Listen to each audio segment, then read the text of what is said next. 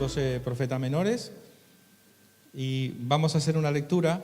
Esta mañana nos toca aprender un poquitito acerca de, digo un poquitito porque en verdad es algo que cada uno tiene que dedicar tiempo en su casa, a investigar, a leer, buscar información, pero bueno, nosotros simplemente queremos animarte a que tú, provocar en ti el hambre de conocer la palabra del Señor, ver cómo Dios trabajaba, cómo Dios actuaba con estos hombres de Dios.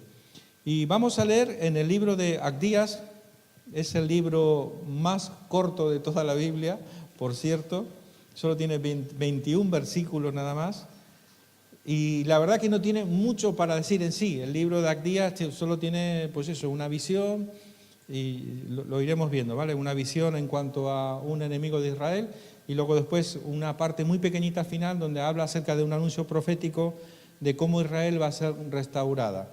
Pero sin embargo sí que encontramos mucha información del profeta Abdías fuera del libro de Abdías, que es lo que yo esta mañana he tenido que hacer porque no hay mucho en el libro de Abdías, ¿vale? Pero bueno, vamos a empezar con los primeros 3 versículos y después vamos a orar al Señor, ¿vale? Y dice así: visión de Abdías, Jehová el Señor ha dicho así en cuanto a Edom: hemos oído el pregón de Jehová, el mensajero ha sido enviado a las naciones, levantaos, levantémonos contra este pueblo en batalla, he aquí porque te he hecho entre las naciones, me falta algo aquí, te he hecho entre las naciones, estás abatido en gran manera, la soberbia de tu corazón te ha engañado, tú que moras en las hendiduras de las peñas, en tu altísima morada que dices en tu corazón, ¿quién me derribará a tierra? ¿Qué le parece si oramos un momento? Padre, queremos una vez más, con temor y con temblor, Señor, abrir tu palabra, la cual va a ser expuesta, oh Dios, y Señor, seguro que tú esta mañana tienes un alimento para nuestro espíritu, para nuestra mente, para nuestro alma, nuestro corazón, oh Dios. Y por ello, Padre, queremos disponernos a recibir aquello que tú esta mañana quieres depositar en nuestras vidas, lo cual nos ha de edificar, de guiar, de consolar, oh Dios, y también de confrontar tal vez en algunas áreas de nuestra vida, Padre. Gracias por este tiempo, lo ponemos en tus manos y te damos gracias. Amén. Bueno, sabéis que la pregunta de rigor siempre es, la primera pregunta de rigor siempre es, bueno, ¿y de quién estamos hablando, ¿no? Entonces, vamos a hablar un poquitito esta mañana acerca del profeta Abdías, y es muy interesante el nombre en hebreo, sería algo así como Bayak, algo así, no sé si se pronuncia exactamente así, Bayak, que significa siervo del Señor, ¿vale? Vale, como decía hace un momento, cuando nosotros entramos a un libro como este de Abdías, que probablemente alguno dirá, yo no sabía ni que estaba ese profeta, ¿no? Suele pasar muchas veces cuando alguien dice, buscar el libro de Abdías, y en la Biblia todo el mundo ves que está para arriba. Ahora ya con esto de las compubiblias en los móviles enseguida llegas, ¿verdad? Pero yo me acuerdo años atrás cuando el pastor decía Abdías y todo el mundo para arriba, para abajo, no está, mi Biblia está rota, no sirve, no encuentro al profeta Abdías, ¿no? Pero sí, está allí, ¿no? Amós Abdías, ¿no? O sea, Joel Amós Abdías. Por ahí anda. Entonces es uno de los profetas, como dijimos, menores. Recordar algo muy importante. Cuando decimos profetas menores, yo voy repitiendo cosas que yo sé que vosotros ya lo sabéis, pero solamente quiero afirmarlo, ¿vale? No estoy diciendo que no sepáis, ¿vale? Pero cuando decimos profetas menores, lo que estamos diciendo es que no es que tengan menos importancia que los profetas mayores, no, en absoluto. Cuando hablamos acerca de profetas menores significa en cuanto el tamaño del libro. Y precisamente a este le encaja la perfección, porque el libro de Abdías, como digo, es un solo capítulo y apenas tiene nada más que 21 versículos. Y como decía hace un momento, no hay mucha información que podamos analizar en cuanto al libro en sí, porque es una profecía contra Edom, que en el hebreo significa algo así como rojo, ¿vale? Y hace referencia, en este caso, al hijo de Jacob, que tuvo, al hermano de Jacob. Isaac tuvo a Jacob y a Esaú. Y a Esaú antiguamente se le conocía como, era pelirrojo, y además que se había comido el guiso del hermano. Bueno, todo eso lo estaremos viendo en un momento. Pero se le llamaba rojo, ¿vale? Y de ese Esaú que se separó finalmente de su hermano Jacob, se estableció toda una nación al sur de Israel, ¿vale? Que lo estaremos viendo en un momento, ¿vale? Bueno, hay dos pasajes, y esto lo voy a decir con muchísimo cuidado, ¿vale? Y yo espero que me dé tiempo, porque hay dos ocasiones donde aparece el nombre de Abdías. Y si tú buscas los comentaristas bíblicos, como uno de ellos, Jerónimo, un estudioso, defendió hasta su último día de vida la tesis de que este Abdías es el mismo que aparece tanto en la viuda que se queda que se le muere su marido, como cuando estuvo la época del profeta Elías y el profeta Eliseo, ¿vale? Donde Elías tuvo que enfrentarse a los profetas de Baal y demostrar que Dios era el Señor, ¿vale? Bueno, todo eso lo iremos viendo. Vamos a ver una palabra que es una frase que afirma la tesis de Jerónimo, diciendo de que este es el mismo Abdías, porque no tenemos mucha más información, ¿vale? Y el primer pasaje que encontramos se encuentra, os dijimos, la característica principal del profeta Abdías era en gran manera temeroso de Jehová. Y se encuentra en el primer libro de Reyes, capítulo 18. Primer libro de Reyes, capítulo 18, versículos 2 al 4. Si te es más cómodo, me quieres seguir en la pantalla, no hay problema, también lo puedes hacer, ¿vale? Y dijimos entonces, primer libro de Reyes, no Primera de Reyes, recordar que no es una carta, es un libro. ¿Vale? Me pone histérico cuando la gente dice Primera de Reyes, no es una epístola, no es una carta, es un libro. Por tanto, es primer libro, ¿vale? Luego la gente se ríe de nosotros, dice, pero ¿cómo estos cristianos dicen primera, si es un libro? Bueno, primer libro de Reyes, capítulo 18, verso 2, dice, fue pues Elías a mostrarse a Acac, y el hambre era grande en Samaria. Y Acac llamó a Abdías su mayordomo. Abdías era en gran manera temeroso de Jehová. Esta frase, no sé si la veis ahí, está en azul, porque va a ser la misma frase que vamos a encontrar en otro libro donde aparece también Abdías, que también nos va a decir que era en gran manera temeroso de Jehová, ¿vale? Entonces, esta es una de las tesis que afirma de que estamos hablando del mismo Abdías que escribió el libro de Abdías, ¿vale? Dice, porque cuando Jezabel destruía a los profetas de Jehová, Abdías tomó a 100 profetas y los escondió de 50 en 50 en cuevas y los sustentó con pan y con agua. Bueno, aquí, de repente ahora, nuestro panorama se va a ampliar un poquito y os pido que tengáis un poco de paciencia porque no puedo hacerlo de otra manera. De repente ahora vamos a encontrar que, aunque sí encontramos de Abdías, pero ahora nos aparece también Elías. Y vamos a ver luego también, en la segunda parte, vamos a hablar un poquitito acerca de Eliseo, que era discípulo de Elías, ¿vale? Que eran profetas contemporáneos. Luego, finalmente, Elías se va con el Señor y se queda Eliseo. Pero también aparecen en escena dos personajes muy conocidos o muy mencionados muchas veces en la dinámica de la vida de la iglesia del Señor, ¿vale? Que son el rey Acac y su esposa Jezabel, ¿vale? Y ya a algunos se les ha saltado las alarmas. Bueno. Bueno, pues sí, toca hablar un poquitito de estas cosas. Bueno, vamos a seguir haciendo preguntas. Le hacemos preguntas al estudio esta mañana. Dice, ¿quién fue Acac? Fue el 7º rey de Israel que sucedió a su padre Omri y reinó 22 años, o sea que este rey tuvo muchos años ahí reinando. Acac se casó con Jezabel, aquí aparece nuestra siguiente protagonista, hija de Eb-Baal, rey de Tiro. Acac erigió un templo en Samaria al dios Baal, persiguió a los profetas de Dios. Hemos leído hace un momento que Jezabel perseguía a los profetas de Dios, es más, los mataba.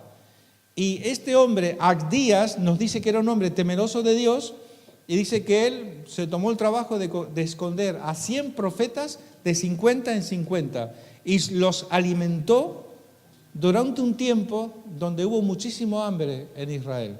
Fue un tiempo de sequía porque la idolatría, lo que había hecho este rey de casarse con Jezabel, una mujer que era idólatra, que adoraba a Baal y que llevó a un punto al pueblo de Israel, a tal punto donde se dice, según los historiadores, que más de 7 millones de israelitas, 7 millones de israelitas que normalmente adoraban a Dios, a Jehová de los ejércitos, al que nosotros tenemos como Dios, más de 7 millones de personas, esta mujer, solamente ella, nada más que ella, logró que 7 millones de israelitas adoraran a Baal, que ofrecieran sus hijos como ofrenda a ese dios Baal. Los primogénitos, cuando una familia tenía a su hijo, lo quemaban, a su bebé recién nacido, lo quemaban en un altar. Eso lo trajo Jezabel. Y fue tal el enfado que tuvo el Señor que trajo una palabra de castigo, de juicio al rey Acab y le dijo, mira, durante 3 años no va a llover ni una gota. Y vino una crisis, una calamidad tan increíble a raíz de esto. Bueno, vamos a ir viendo. Bueno, la siguiente pregunta que tenemos que hacernos entonces es, ¿y quién fue Jezabel? Era una mujer. Todo esto en la época de Abdías, tenéis que entender, estamos viendo el contexto, ¿vale? Todo esto en la época de Abdías. ¿Quién fue Jezabel? Era una mujer ambiciosa, idólatra. Fue ella quien ejerció gran influencia para introducir a Israel el culto a Baal y a Astoré. Y aquí tenemos una serie de preguntas que nos tenemos que hacer. La pregunta sería, ¿debía de haberse casado con una mujer que no era parte del pueblo de Israel?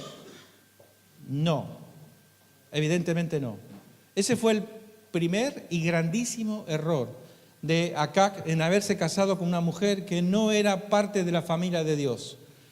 Nosotros en español cristiano decimos casarse en yugo desigual, ¿no? Eso es algo que sabemos al dedillo. Casarse con alguien que no deberíamos de casarnos porque no es de la familia de la fe. Y lamentablemente la experiencia nos habla de tanta gente que ha desgraciado su vida en haber cometido este fallo. Cuando hablamos acerca de yugo desigual es algo tan importante y a veces tan poco comprendido. ¿Por qué en la Biblia utiliza casarse en yugo desigual, unirse en yugo desigual en cuanto al matrimonio? La palabra yugo viene de no quiero poner la foto porque al final los mareo, pero ¿sabéis lo que usan los animales para arar la tierra? Le colocan un madero que tiene como unas curvitas donde va sobre el cuello del animal. Y normalmente el yugo se utiliza para mínimo 2 animales. Se colocan 2 bueyes, ese madero se coloca sobre el lomo del animal y el animal lleva ahí una herramienta que va arando la tierra, pero normalmente lo que se coloca son 2 bueyes. Cuando la Biblia dice en yugo desigual, ¿qué es lo que está diciendo? Está diciendo que colocas a un buey, por ejemplo, con un burro o con un asno, no lo sé, con lo cual es diferente fuerza, diferente altura, diferente velocidad, no funciona. Entonces, algunos lo llegaban a hacer, colocaban el yugo sobre 2 animales distintos y al final los animales se acababan haciendo un tremendo daño porque como uno tiene más fuerza que el otro y tira más que el otro, entonces arrastra al otro y le va pegando golpes, se van pegando golpes en el cuello, la nuca, y al final se acaban haciendo una tremenda herida. Pero eso no era nada. Lo peor de todo es que cuando tú mirabas el arado, porque el arado cuando el campesino trabaja la tierra, marca un objetivo y tiene que tirar una línea recta, ¿verdad? A que cuando vais por ahí y veis los campos son todos así, bien recto. El problema que ocurría es que los animales, como iban incómodos y se iban haciendo daño, daban un paso a la derecha, un paso a la izquierda y al final el surco, ¿cómo iba? Iba así. Y eso es una analogía de lo que muchas veces lamentablemente ocurre en muchos matrimonios que están en yugo desigual. Quiero marcar una diferencia, y esto no es ninguna indirecta para nadie, esto es para mí, para ti, para todos, esto es para todos, ¿vale? Pero lo cierto es que hay una cuestión. Bueno, entonces, ¿qué hago, no? Bueno, una cosa es que tú hayas conocido al Señor y ya tenías, ya es lo que hay, ¿verdad? Pero es muy grave que cuando uno ya conoce al Señor, cuando uno ya está en los caminos del Señor y da un paso de esta envergadura, de esta índole, de esta importancia, y se une en yugo desigual, efectivamente esto es lo que va a ocurrir. Hay más detalles, ¿no? Yo escuché a un hermano enseñar sobre este tema y decir que, por ejemplo, el burro cuando come y hace la digestión, porque normalmente se representa al buey, como el animal ideal para llevar el yugo son 2 bueyes. Pero cuando ponían a un burro por emergencia, porque es que no había otra cosa, lo único que había era un burro, entonces cogían un burro y lo ponían al lado del pobre buey. El burro cuando come y hace la digestión, su aliento es un aliento venenoso, tóxico, que envenena y enferma al pobre buey. El buey se supone que es el cristiano, ¿verdad? Y el burro es el otro, que no había otro, había que poner a ese, qué remedio. Bueno, y no me quiero ir mucho por ahí, pero el primer error que comete este rey Acab es haberse casado con una mujer que no era de la familia de Dios. Pero es que no termina ahí el problema. Vamos a mirar un pasaje que se encuentra en el libro de Apocalipsis para que veáis que el espíritu de Jezabel no se refiere solamente a una mujer en sí, es un espíritu que puede estar en un hombre y puede estar en una mujer también, ¿vale? En Apocalipsis el Señor le habla a la iglesia de Tiatira y le dice lo siguiente: pero tengo unas pocas cosas contra ti, que toleras a esa mujer Jezabel, que se dice profetiza, enseña y seduzca a mis siervos a fornicar y a comer cosas sacrificadas a los ídolos, y le he dado tiempo para que se arrepienta, pero no quiere arrepentirse de su fornicación. La cuestión es que a raíz de este error que comete Acab de casarse con una mujer que no era de la familia de la fe, va a venir un tiempo de sequía, con lo cual es algo normal. Y no hablamos solamente de un aspecto solamente material en sí, aunque también puede tener algo que ver.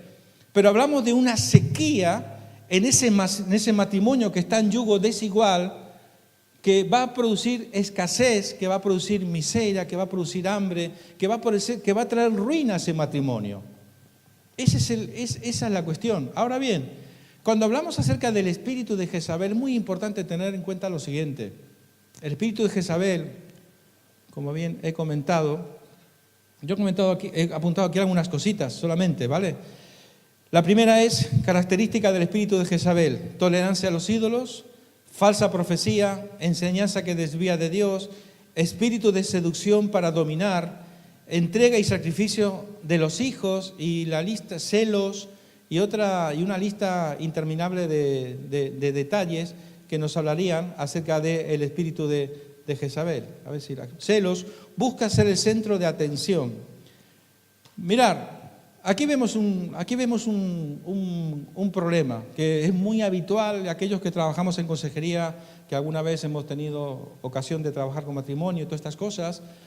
Ocurre lo siguiente, mirar. El profeta Acab, que era de la familia de la fe, que nunca debería de haberse casado con Jezabel, pero sin embargo lo hace, no era un flojo, porque fijaros, Jezabel lo que hace es que toma el control de Israel, toma el control del reino. Pero Acab no era un flojo, no sé si se entiende, ¿no? No era un pobrecito. Acab era un hombre de guerra, era un hombre muy ambicioso, y él da este paso de casarse con Jezabel. ¿Por qué? Porque quería ampliar el reino, y no se dio cuenta que las cosas del Señor no se pueden negociar. Para poder avanzar, para poder crecer y prosperar, yo no puedo negociar con las cosas de Dios. No se puede hacer esto. Y fue lo que hizo Acab. Y literalmente él lo que hace es que le da la autoridad a su esposa Jezabel, que era una idólatra, a que adoraba a Baal, que era... en fin, todos los detalles son realmente repugnantes. Lo que era ella tenía sacerdotisas que trabajaban en el templo, que se prostituían, era la forma de adorar a Baal. Es una cosa espeluznante realmente. Pero lo que hace Acab es que no solamente se casa, aunque era un hombre guerrero, valiente, era un buen político, era un hombre ambicioso, pero sin embargo cometió el peor de los errores, porque no se dio cuenta que el costo que iba a tener que afrontar a raíz de estas malas decisiones, que le costaría entregar toda la parte espiritual en manos de su esposa Jezabel. En otras palabras, Acac, aunque era un hombre guerrero, un hombre valiente, un hombre conquistador, un hombre que no conocía la derrota, sin embargo, en la parte espiritual fue, ¿cómo sería la palabra? ¿Cómo sería la palabra? Flojo, no me sale otra palabra. Fue muy cobarde, tal vez sería la palabra. Fue muy débil y le entregó la responsabilidad espiritual a su esposa y ella tomó el mando de la parte espiritual. Y eso trajo toda la desgracia que iban a vivir y cómo habrían de morir. Los dos murieron de forma trágica. A Jezabel se los comieron los perros, al otro lo atropelló un carro. Bueno, es increíble cómo murieron. Pero lo cierto es que le entregó la autoridad de la parte espiritual. Ahora bien, bueno, ¿y esto qué tiene que ver con nosotros? Usted se estará preguntando. Pues tiene muchísimo que ver. Porque según la palabra de Dios, el hombre debe de ser sacerdote de su casa. El hombre debe, cuando decimos sacerdote, significa que es el hombre que tiene la responsabilidad espiritual de llevar a la casa a su esposa, a sus hijos, de guiarles por los caminos del Señor. Pero cuando hay un hombre ausente espiritualmente, no toma su lugar, pues alguien lo tiene que hacer. Y entonces ahí vemos tantas hermanas, no en esta iglesia, por supuesto que no, es una metáfora, ¿vale? General. Y ahí vemos tantas hermanas donde su esposo está ausente de las cosas espirituales, de las cosas de Dios, que ellas tienen que tomar el mando, ellas tienen que llevar la responsabilidad de ministrar, de buscar de Dios en sus casas. Ahora bien, eso es una necesidad vital, alguien lo tiene que hacer. Pero es que eso lleva añadido otra cuestión muy interesante, que detrás, en la parte espiritual, tú puedes ser un hombre trabajador, un hombre que das tu vida, que te dejas el lomo, como decimos en Argentina, te partes el lomo por tu familia, trabajas, te sacrificas, eres un luchador, a fin de mes traes tu sueldo, se lo entregas a tu esposa, mira cariño, lo que ese espíritu de conquista, ¿no? El hombre antiguamente era cazador y él venía con su animal de 100 kilos que había matado un venado, lo que sea, lo traía, comida para toda la familia. Aquí está lo que he conseguido para la familia. Y ella se sentaba a descansar y a disfrutar de la vida. Y muchos hombres siguen siendo lo mismo. Solamente creen que su responsabilidad es traer el jornal a final de mes o que la empresa te ingrese la nómina en tu cuenta y ahí ha acabado toda nuestra responsabilidad. Pero no. Dios dice que nosotros los hombres somos cabeza. Y cabeza no habla de importancia, no se trata de importancia. Porque todos somos importantes delante de Dios. Para Dios, que no hace acepción de personas, todos somos iguales. Lo que Dios sí habla en su palabra es de funciones y de responsabilidades. Y por eso vemos a tantas mujeres que van tan agobiadas porque tienen que llevar el peso, la responsabilidad de sacar adelante a toda la familia. Tienen que encargarse de la economía, tienen que hacer la compra, tienen que lavar la ropa, tienen que limpiar la casa, tienen que educar a los hijos, tienen que ir a las reuniones de los padres con los hijos, por los hijos. Y el hombre no está, el hombre está viendo la tele, está viendo el fútbol. Yo ya he trabajado, ya he terminado, ya está, ahora tú te encargas de todo. Y ese es el gran problema. Hay una sociedad donde claramente hay una ausencia de hombres que tomen su lugar de responsabilidad dada por Dios. Es un mandato de Dios. La mujer fisiológicamente, psicológicamente o biológicamente o como quieras llamarle, no está preparada para llevar mucha carga, mucha responsabilidad. A veces por necesidad pues lo tienen que hacer.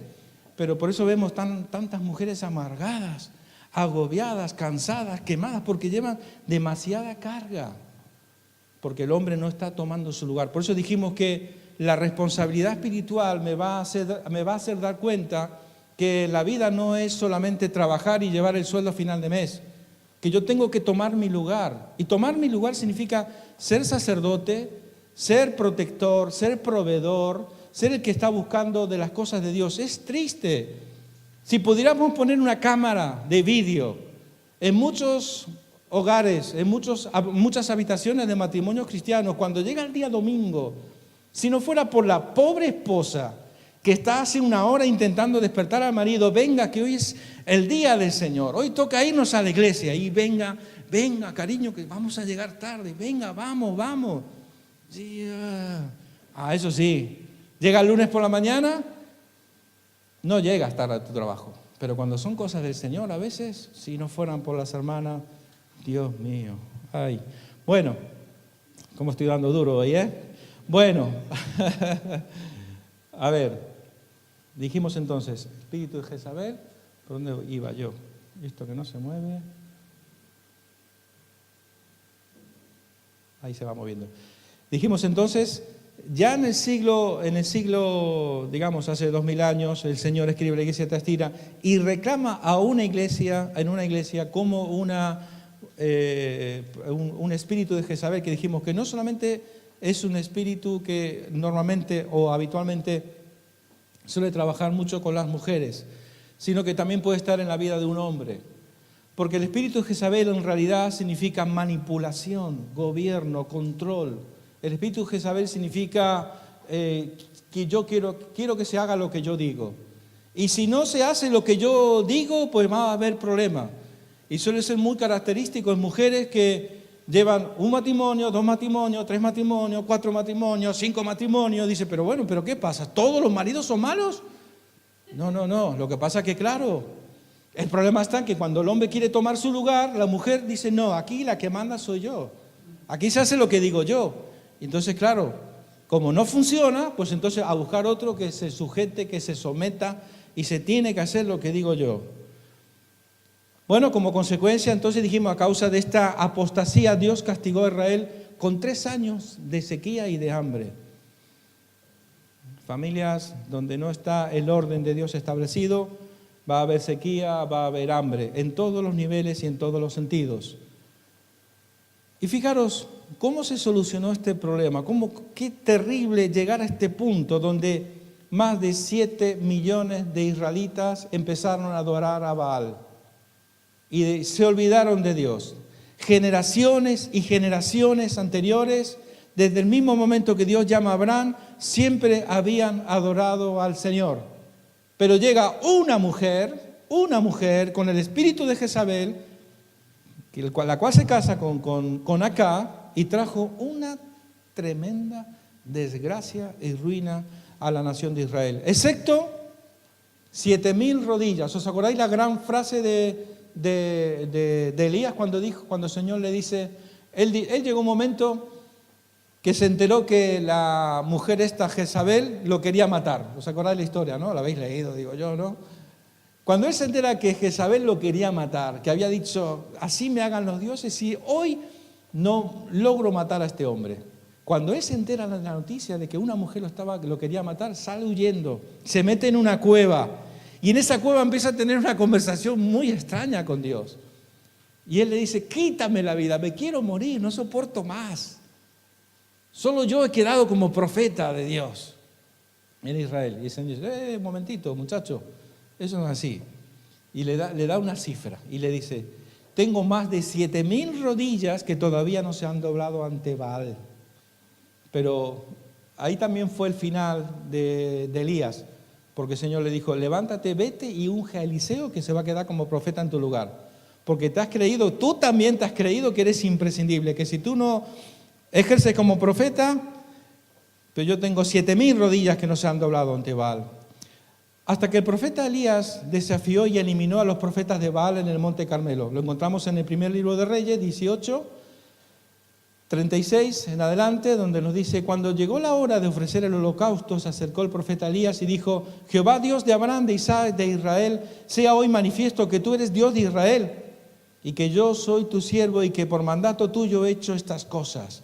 Respóndeme, Jehová, respóndeme, para que conozca este pueblo que tú, oh Jehová, eres el Dios y que tú vuelves a ti el corazón de ellos. Entonces cayó fuego de Jehová y consumió el holocausto, la leña, las piedras, el polvo y aún lamió el agua que estaba en la zanja. Viéndolo todo el pueblo se postraron y dijeron, Jehová es el Dios, Jehová es el Dios. La verdad que me hubiera gustado haber estado aquel momento allí, ¿no? Como para ver aquel momento. Fijaros, llega un momento donde Israel decía, los profetas de Baal son los verdaderos, Baal es el verdadero Dios. Entonces el profeta Elías dice, no, ¿qué Dios Baal? Aquí el único Dios verdadero es Jehová de los ejércitos. Bueno, vamos a hacer una cosa, vamos a ver ¿cómo hacemos para que os demuestre de que Jehová de los ejércitos es el único Dios verdadero? Así que vamos a preparar un altar, colocaron piedras, colocaron un animal, colocaron un montón de leña, de madera, y dice, ahora vosotros vais a invocar a vuestro Dios. Y si Baal es Dios, va a caer fuego del cielo y va a consumir el holocausto. Dice que estuvieron toda la mañana, no sé hasta qué hora, dice que se zanjaban, se cortaban, derramaban sangre los profetas de Baal, y Baal no apareció por ningún sitio. Y cuando ya vio que se habían cansado, le dice, bueno, quitaros ya, se acabó vuestro tiempo, ahora yo voy a demostrar quién es el verdadero Dios. Y esa fue la única manera en que Elías logró restaurar la adoración al Dios verdadero. Entonces dice que mandó echar agua sobre el holocausto, para que sea más difícil todavía. Echar más agua y echar más agua. Y hizo esta oración que acabamos de leer y dice que cayó fuego del cielo y fue consumido el holocausto, todo fue consumido.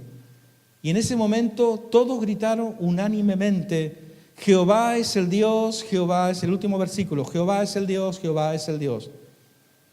Y en ese mismo momento dice que mandó apresar a todos los profetas de Baal y los mandó degollar en el arroyo de Kerit. Es polémico el por qué hizo eso, porque luego sale huyendo y se esconde en una montaña y dice que oye cómo los árboles se quiebran, se rompen. Parece que Dios se enfadó con Elías, porque hizo algo que él no le había mandado, mandar a degollar a todos los profetas de Baal. Porque todos habían reconocido claramente que el único Dios verdadero era Jehová de los ejércitos. No hacía falta esto. Bueno, vamos a seguir avanzando. Segundo texto que encontramos en el libro de Reyes, donde aparece el nombre Abdías. Segundo libro de Reyes, capítulo 4, versículo 1 en adelante, nos dice, aquí ya Abdías había muerto, ya no estaba, por lo visto. Una mujer de las mujeres de los hijos de los profetas clamó a Eliseo diciendo, tu siervo mi marido, y tú sabes que tu siervo era temeroso de Jehová, y ha venido el acreedor para tomarse 2 hijos míos por siervos. Y Eliseo le dijo, ¿qué te haré yo? Declárame qué tienes en casa. Y ella dijo, tu sierva ninguna cosa tiene, sino una vasija de aceite. Él le dijo, ve y pide para ti vasijas prestadas, y de todos tus vecinos, vasijas vacías, no pocas. Sigue el texto, lo voy a leer ya de una vez. Dice, entra luego, enciérrate tú y tus hijos, y echa en todas las vasijas, y cuando una esté llena, ponla aparte. Y se fue la mujer y cerró la puerta, encerrándose ella y sus hijos, y ellos le traían las vasijas. Y ella echaba del aceite. Cuando las vasijas estuvieron llenas, dijo a un hijo suyo, tráeme aún otras vasijas. Y él dijo, no hay más vasijas. Entonces cesó el aceite. Vino luego ella y lo contó al varón de Dios, el cual dijo, ve y vende el aceite y paga a tus acreedores, tú y tus hijos vivid de lo que quede. Es muy interesante la historia, en el sentido de que encontramos a Abdías, pero Abdías ya se había muerto, ya no estaba. Y aquí entra me tienta a irme por varios caminos, ¿no? El primer punto que creo que sería importante comentar, y lo voy a volver a poner porque si no, no me vais a creer. Dice, tu siervo mi marido ha muerto, y tú sabes que tu siervo era temeroso de Jehová. Y lo siguiente que le dice es que ha venido el acreedor porque tenemos tal deuda que entonces se va a llevar a 2 de nuestros hijos. La primera parte, el siervo de Dios había muerto. ¿Qué podemos sacar de aquí como enseñanza? Mire, ninguno somos inmunes a tener problemas, desgracias y situaciones difíciles en la vida. Ni aún los siervos de Dios nos libramos.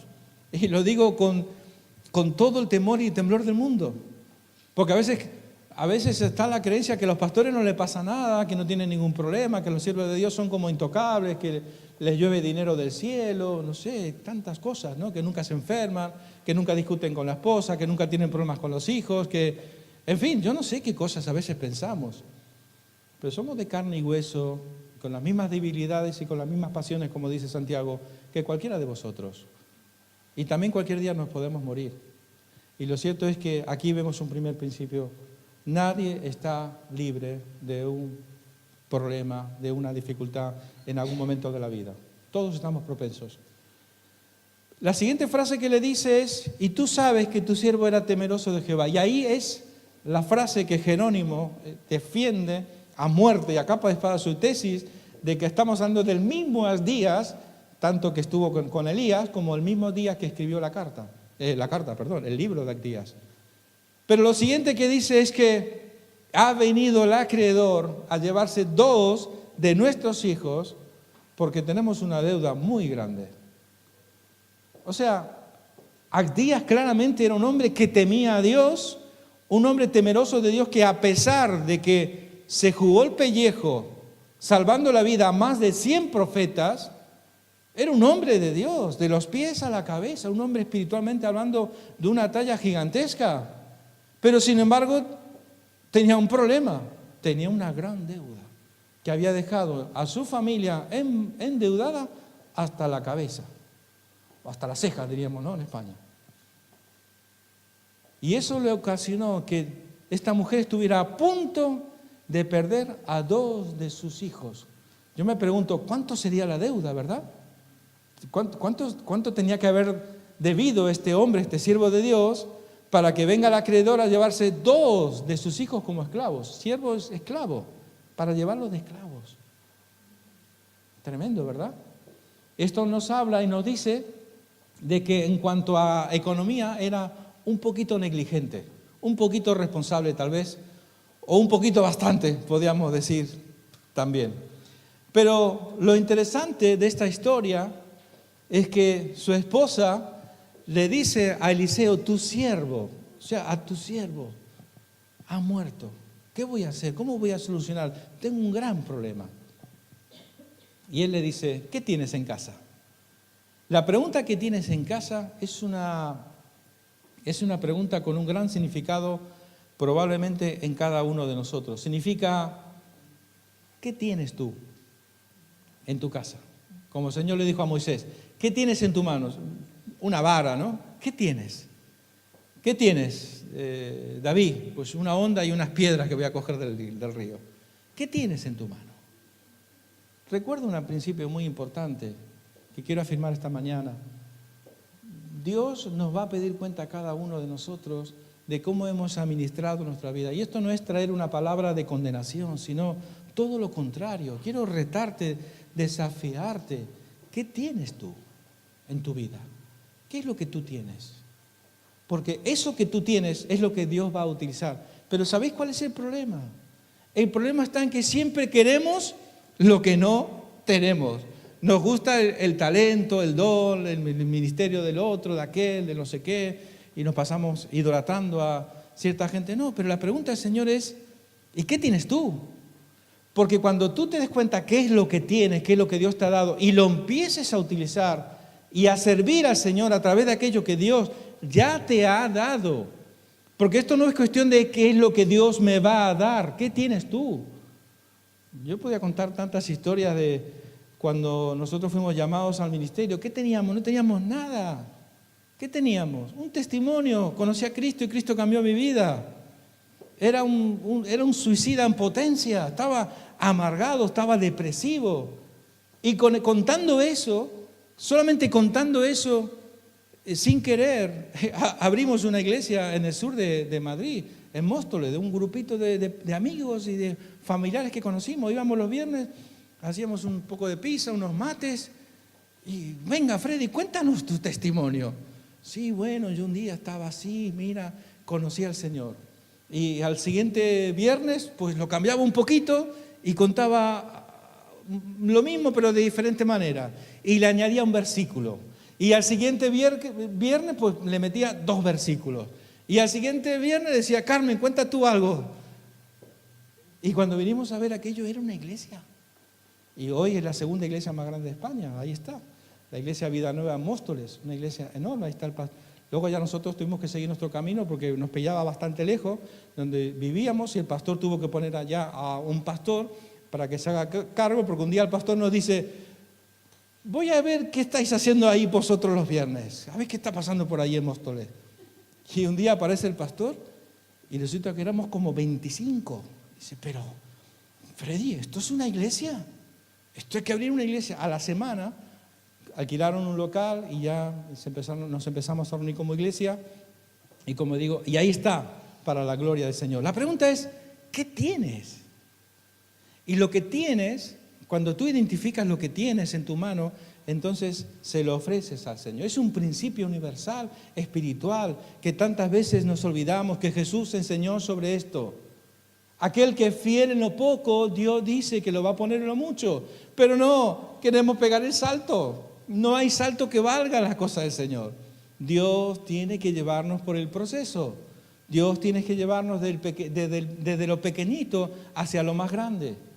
Yo no sé cuánto tiempo estaremos aquí en este local, de verdad. ¿Cuánto tiempo seguiremos aquí? Llegará un día que si hemos sido fieles, a pesar de los inconvenientes que a veces tenemos cada mes para poder seguir subsistiendo aquí, si finalmente esto llegará un momento que vamos a pegar un reventón aquí y ya no cabremos o tenemos que hacer 2 cultos o yo no sé qué cosa.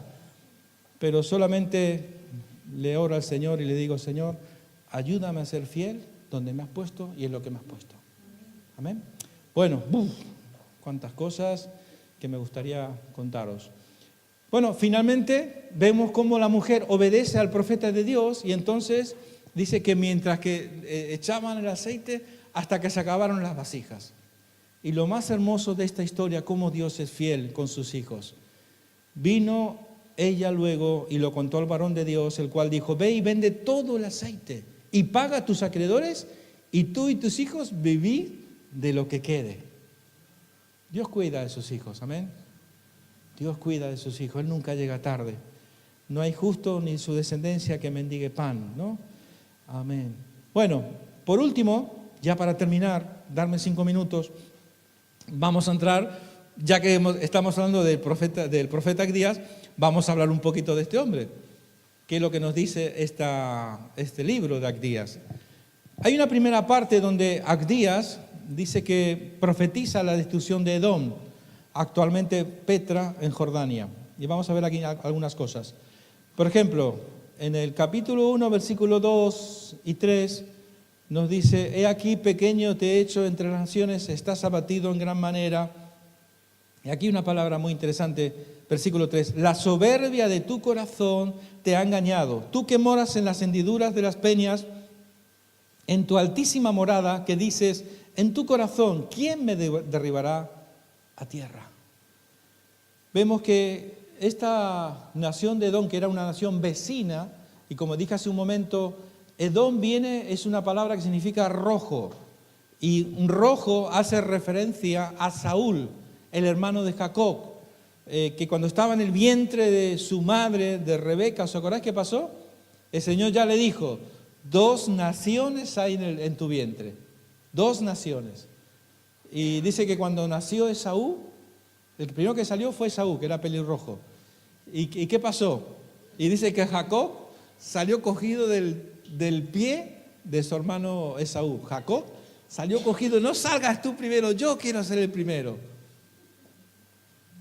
Y Jacob desde el principio siempre quiso tener la primogenitura, hasta que finalmente ese hecho tan conocido por nosotros, cuando un día Jacob estaba cocinando unas lentejas que estarían de muerte, estarían riquísimas, digo yo, porque llega su hermano de viaje, de cansado, y lo encuentra Jacob cocinando unas lentejas riquísimas, que olerían a gloria, como dice alguno por ahí. Y le dice, dame un plato de lentejas, que tengo un hambre que me muero. Y entonces Jacob estaba esperando la oportunidad. ¿Y qué le dijo? Vale, yo te doy las lentejas, pero véndeme tu primogenitura. Si tú me das tu primogenitura, yo entonces te doy las lentejas. Y aquí este hombre cometió uno de los errores más garrafales en toda la historia de su vida. Vale, total, de todas maneras, como me voy a morir, ¿para qué quiero yo la primogenitura?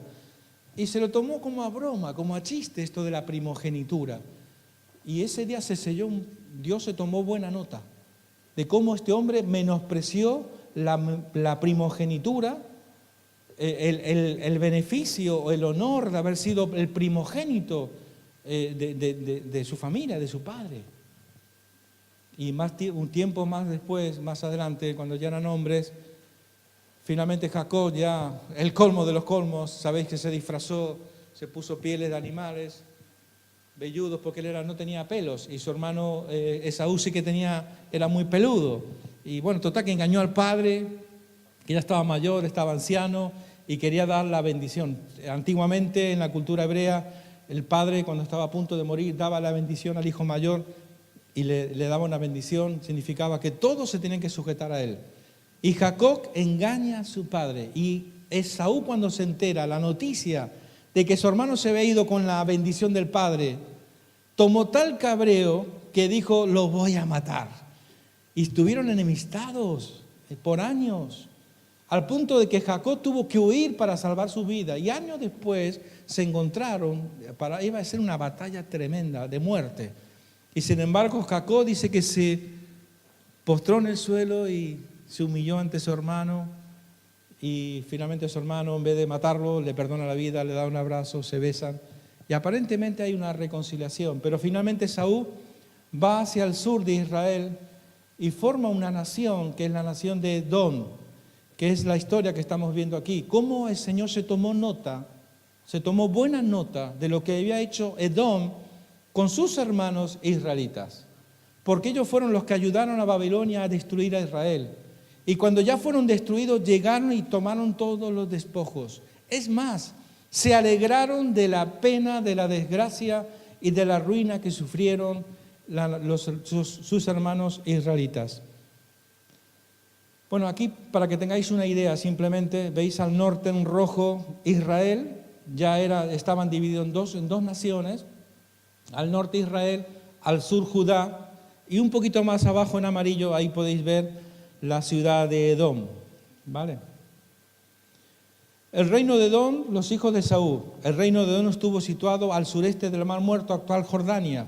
Llegó a su mayor prosperidad cuando dependía del imperio sirio, al que abastecía con productos de Arabia como incienso y de cobre procedente de las minas de Arabá. ¿Cuántos habéis visto en la tele muchas veces estos programas de turismo y este lugar? Unas hendiduras en que parece ser que por algún momento, antiguamente, por aquí pasó un río muy caudaloso y le dio forma a estas rocas. Mirad, para que veáis. Esto sí que lo habéis visto alguna vez, ¿no? Esto es la ciudad de Edom, llamada Petra, que está actualmente en la nación de Jordania, ¿vale? Esto es un lugar donde muchos cristianos, pues, cuando van a Israel, aprovechan, pegan el salto a Jordania y van a ver los restos de esta ciudad de Edom. Pues esta ciudad de Edom era una ciudad, digamos, relativamente importante, porque todo el comercio que había desde el África hacia Europa pasaba por su ciudad, por estas rocas. Entonces ellos vendían, compraban, era una ciudad muy próspera. Y ellos se aliaron con los de Babilonia Nabucodonosor, para destruir a Israel.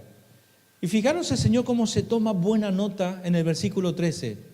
Fijaros cómo el Señor le reclama a través del profeta Abdías. Le dice: no debiste haber entrado por la puerta de mi pueblo en el día de su quebrantamiento. No debiste haber mirado su mal en el día de su quebrantamiento, ni haber echado mano de sus bienes en el día de su calamidad. Le está reclamando mucho tiempo después algo que parecía como que Dios se había olvidado, hasta el mismísimo pueblo de Israel se había olvidado. Pero todo lo que hacemos, el Señor se toma nota. Esto es una enseñanza para esto, que todo lo que sembramos, más tarde o más temprano nos va a alcanzar. No te quepa ninguna duda, porque no hay nada oculto que no haya de salir a luz, ¿verdad? Pero aquí el Señor está tratando con una nación, con la nación de Edom, actual Petra, en Jordania, que ahora solamente es un monumento histórico de lo que fue en su tiempo. No queda nada. Ahora solamente es un montón de piedra que la gente va a visitar como recuerdo de aquello que fue en su tiempo. Los edomitas aprobaron la devastación de Jerusalén y se alegraron por las calamidades que cayeron sobre Judá. Fijaros, hasta el mismísimo Salmo 137, versículo 7, menciona este detalle. Oh Jehová, recuerda contra los hijos de Edom el día de Jerusalén, cuando decían, arrásala, arrásala, hasta los cimientos. ¿Quedó arrasada o no quedó arrasada? No quedó nada, quedó un montón de piedras ahí abandonadas. Pero eso fue una gran ciudad. El Salmo 137, restauración de la nación de Israel. Y el libro de Amós termina con un anuncio profético de la futura restauración de Israel. Dios, el Señor, nuestro Dios, nunca deja las cosas a media. Puede ser que a veces permita ciertos procesos en nuestra vida, pero al final su objetivo, su propósito, su meta no es dejarte arruinado, no es dejarte hecho polvo, todo lo contrario, Él siempre tiene buenos planes para nosotros sus hijos. Restauración de la nación de Israel. Abdías 1:17. Mas en el monte de Sión habrá un remanente que se salve y será santo, y la casa de Jacob recuperará sus posesiones. 14 de mayo del año 1948, finalmente, Israel, esto se cumple, se hace una realidad. El 14 de mayo del año 1948, cuando después de la Segunda Guerra Mundial, después de haber matado más de 7 millones de judíos, intentando exterminar a los judíos, las Naciones Unidas toman la decisión, ¿qué hacemos con este pueblo que ha sido tan perseguido? Los españoles en el siglo XV los tiraron de España, los persiguieron, los convertían a la fuerza, se tuvieron que cambiar los nombres, tuvieron que simular como que eran cristianos católicos en aquel tiempo. Y a muchos, si tú vas algún día a la ciudad de Toledo, verás que en muchas iglesias hay unas cadenas, unos grilletes, donde a los judíos, para vergüenza, todavía sigue estando eso allí, donde a los judíos que no se convertían al cristianismo, los colgaban en las fachadas de las iglesias. Para ejemplo y escarmiento, para que los demás que no se habían convertido, se convirtieron. Porque hace 500 años, como bien sabéis, Toledo era la capital de España. Y ahí se movía un poder económico extraordinario. Pero no era porque España era muy inteligente económicamente. No, era porque los judíos habían establecido en aquel lugar su residencia y eran los que manejaban la economía. Y era una ciudad próspera porque estaban los judíos. Cuando tiraron a los judíos de Toledo, ¿qué es lo que ocurrió? Esa ciudad, la ciudad de Toledo, se quedó una ciudad fantasma. Están ahí los restos de lo que fue una gran ciudad, pero ahora no vale nada. Luego al final se llevó la capital a Madrid, ya sabéis la historia. Pero lo cierto es que 650 hombres y mujeres llegaron a Israel. Cuando Naciones Unidas toma un trocito pequeño de tierra para colocar a Israel en aquel sitio, 650 personas apenas. Luego fueron llegando más. Y cuando los árabes se enteran de que Naciones Unidas le había dado un trocito de tierra en Palestina, era un trocito pequeño. Más de 7 naciones árabes se unieron en guerra para aniquilar a Israel. Pero esos 650 israelitas le dieron una paliza a los árabes increíble. Y ahí están hasta el día de hoy. Lo que Dios dice se cumple. Lo que Dios ha marcado para tu vida, para mi vida, para nuestras vidas, para esta iglesia, se va a cumplir. Le pese a quien le pese, le gusta a quien no le guste, da igual. Y Dios tiene planes de bien para nosotros. Dios tiene planes de bien para tu vida. No sé en qué proceso de tu vida te encuentras, en qué momento estás. No sé si estás por el desierto, tal vez. No sé en qué momento te encuentras. Ponte de pie, por favor. Yo no sé. Lo que sí te puedo asegurar es que los desiertos en el Señor no son para nuestra desgracia, no es para hundirnos. Al contrario, es para que nos levantemos victoriosos en el nombre del Señor. No importa tus circunstancias, no importa la situación en la que te puedas encontrar. Simplemente es parte de un proceso para llevarte a algo más glorioso en tu vida, en tu hogar, en tu familia, en tu matrimonio, con tus hijos. Dios tiene planes de bien y la bendición de Jehová no añaden tristeza. Son planes de bien. Aleluya. Padre, muchas gracias. Gracias por haber podido meditar en este libro tan interesante, donde podemos aprender tanto de este hombre que era temeroso de Dios, que te honró a pesar de las circunstancias, que no le importó tal vez jugarse la vida, oh Dios, y prefirió honrarte a ti antes que honrar a los hombres, oh Dios. Queremos tomar esta enseñanza, este principio en nuestra propia vida, Dios, de honrarte a ti por encima de cualquier hombre, por encima de mi esposo, mi esposa, mis hijos, antes que honrar al hombre, te honramos a ti, Señor. Así sea esta mañana, oh Dios, en cada una de nuestras vidas, Señor, en el nombre de Cristo. Amén. Señor les bendiga. El Espíritu avívanos, te anhelamos, Dios. Espíritu avívanos, te anhelamos, Dios. Espíritu avívanos, te anhelamos, Dios.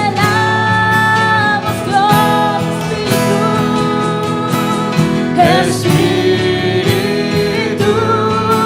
avívanos, te anhelamos, Dios.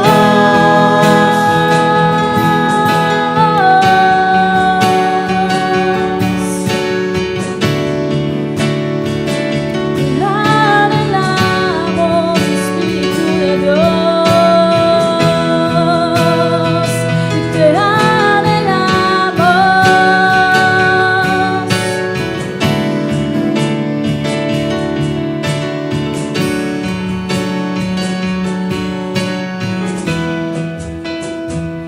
Y se abre el cielo, muévete, Señor, venga aquí tu reino, obra Dios, y que se abra el cielo, y que se abra el cielo, y muévete, Señor, venga aquí tu reino, obra Dios,